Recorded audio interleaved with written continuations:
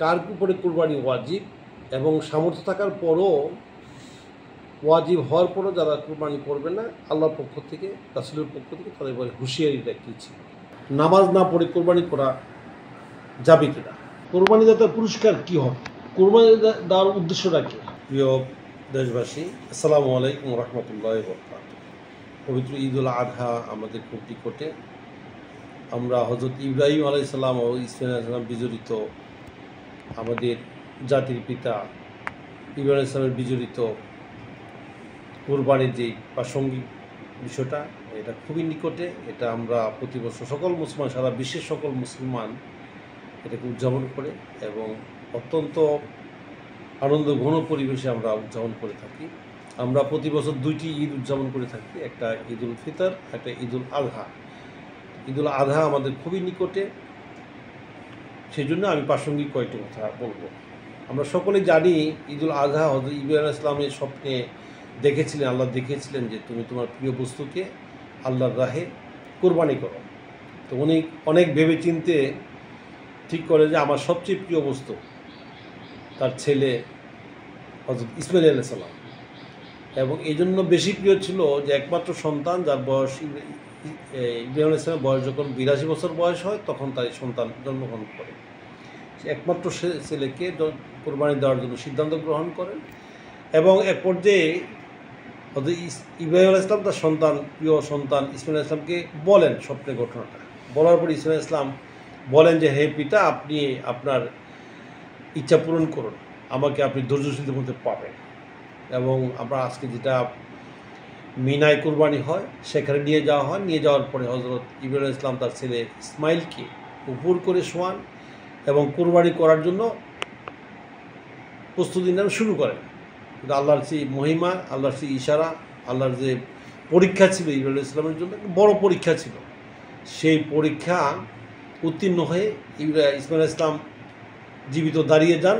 আর ওখানে একটি দুম্বা কোরবানি, এই দুম্বা কোরবানি, এই কোরবানিটা সেখান থেকে মুসলমানদের জন্য ওয়াজিব হিসাবে আমরা নিয়ে এসেছি এবং এটা ওয়াজিব সকল মুসলমানের জন্য, যাদের সামর্থ্য রয়েছে সকলের জন্য কোরবানি দেওয়া ওয়াজিব। দ্বিতীয়ত, কার উপরে কোরবানি ওয়াজিব এবং সামর্থ্য থাকার পরও ওয়াজিব হওয়ার পরও যারা কোরবানি করবে না, আল্লাহর পক্ষ থেকে, রাসূলের পক্ষ থেকে তাদের বলে হুঁশিয়ারিটা কী ছিল। এই বিষয়ে আমি একটু কথা বলতে চাচ্ছি। সেটা হলো, কোনো মুসলিম ইমানদারের 7.5 তোলা স্বর্ণ অথবা 12.5 রৌপ্য অথবা তার সমপরিমাণ নগদ অর্থ যদি থাকে তাহলে তার কোরবানি ওয়াজিব।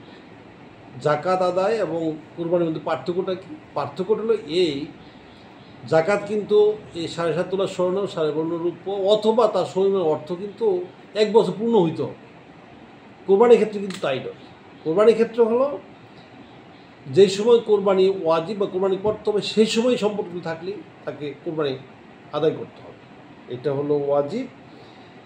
এই কোরবানি শব্দটি যে করবুন শব্দ থেকে, এই করবুন শব্দের অর্থ হলো, শাব্দিক অর্থ হলো নিকটবর্তী হওয়া। কার নিকটবর্তী হওয়া? আল্লাহর নিকটবর্তী হওয়া। আমি আমার প্রিয় সন্তান বা আমার প্রিয় জিনিসকে কোরবানি করে আল্লাহ নিকটবর্তী হতে পেলাম, আমার গুনাহকে মাফ করে দিয়ে আল্লাহর নিকট হতে যেতে পারলাম। এই সামর্থ্য থাকার পরে কোনো ইমানদার ব্যক্তি যদি কোরবানি না করেন তাহলে আল্লাহ রাসূল কিন্তু কঠোর হুঁশিয়ারি করেছেন, যে উনি বলেছেন যে কোরবানি করার সামর্থ্য রয়েছে অথচ কোরবানি করলো না অথবা সংকল্প করলো না, সেই জন্য আমার ঈদগাহে না আসে, আমার ঈদগাহে যাতে উপস্থিত না হয়। এই যে কত ভয়াবহ একটা হুঁশিয়ারি, এটা ইমানদার ব্যক্তি মানি, জানি। আমাদের দেশের মুসলিম প্রাণ সকলেই আমি দেখেছি অনেক সামর্থ্য সারা বছর নেই বা খুবই কষ্ট করে জীবনযাপন করেন, পরিবার পরিজন নিয়ে বেঁচে আছেন, এরপরও কোরবানির সময় অংশগ্রহণ করেন, এটাকে জীবনে এক অংশ করে নিয়েছে। আর যারা বেশি সামর্থ্যবান তারাও কোরবানি করেন, সংখ্যাটা আরও বাড়া উচিত।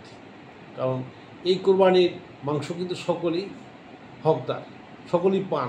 হ্যাঁ, অনেকে আছে সারা বছর গরু গোশত খেতে পারেন না আর্থিক সামর্থ্য না থাকার কারণে, এই উচিলে কিন্তু তারা এটা পেয়ে থাকেন। এই জন্য সামর্থ্যবান ব্যক্তিকে অবশ্যই কোরবানি করা উচিত। তৃতীয়ত, আমি যে বিষয়টা বলবো সেটা হলো, অনেকেই কোশ্চেন করে থাকেন, যে জানতে চান যে নামাজ না পড়ে কোরবানি করা যাবে কিনা। এই প্রসঙ্গে আমি যে কথাটা বলবো, নামাজ বলতে যদি 5 ওয়াক্ত নামাজ হয় তো নামাজ পড়া তো ফরজ এবং কোরবানি করা ওয়াজিব, একটু মৌলিক পার্থক্য তো আছেই। নামাজ তো পড়তেই হবে, না পড়লে কিন্তু এই ওখানে যেমন বলা হয়েছে যে যারা কোরবানি দিবে না সামর্থ্য থাকার পর ঈদগায় না আসে, আর এটা তো সরাসরি জান্নাতের কথা বলা হয়েছে এবং সে মুসলমানের না সেটাও বলা হচ্ছে, ইমানই নেই তার বলা হচ্ছে। মান তারাকা সালাতা ফাদ কাফারা, পরিষ্কার হাদিস। তো নামাজ তো পড়তে হবে। আর এই প্রশ্নটা যদি এই ক্ষেত্রে হয় যে কোরবানির করার আগে ঈদের নামাজ আদায় করে কোরবানি করাই উত্তম, কারণ মহিলারা তো কোরবানি করতে যায় না, ঈদের নামাজ পড়তে যান না সাধারণত, আমাদের দেশের এই সিলসিলা খুব একটা ডেভেলপ করেনি, তো তাদের কোরবানি করা যাবে না, যাবে। বা এক শহরে আছেন, এক শহরে নামাজ পড়ছেন, আরেক শহরে ওনার কোরবানি হচ্ছে, আরেক গ্রামে কোরবানি হচ্ছে, গ্রামের কোরবানি হতে আগে হয়ে গেল, নামাজ হয়ে গেছে, কোরবানি করে ফেলবে, উনি শহরে নামাজ পড়বেন 10টায়, হবে কি না? হবে।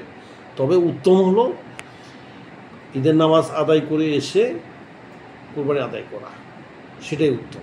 আর যারা একেবারে কোনো নামাজই পড়ে না, ফরজ নামাজই পড়ে না, তার নামাজ পড়া না পড়া এটা আমি খুব বেশি প্রাসঙ্গিক মনে করছি না।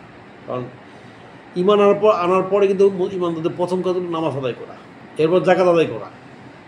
তো সেটা যারা করেন না নিয়মিত, তাকে নিয়ে এত মাসলা, আইন যারা মানে না তাদের কিন্তু আইন নেই, সবই তাদের জন্য আইন, যা করেন তাই। আর যারা আইন মানেন, আল্লাহকে বিশ্বাস করেন, ফরজ ওয়াজিব মেনে চলেন, আখিরাতে জবাবদিহির ভয় যাতে আছে, কোরআন হাদিস যারা মানেন, তাদেরকে অবশ্যই একটা সিস্টেমের মধ্যে নিজের জীবন নির্বাহ করতে হবে।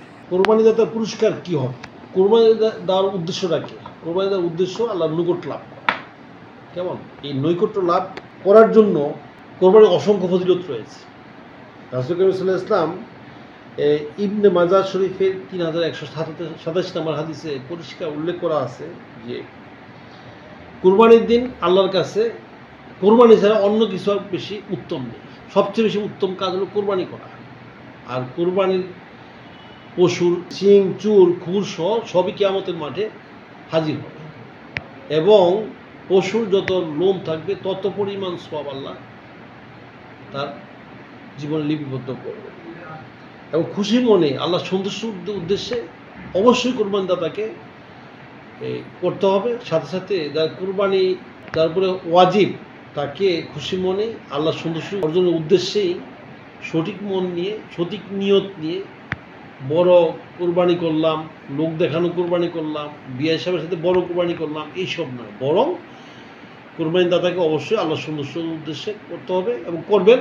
তাতে আল্লাহ রাব্বুল আলামিন এই কোরবানিদাতাকে পুরস্কার দিবেন, কিয়ামতের মাঠে অসংখ্য সওয়াবের বাগদান করবেন।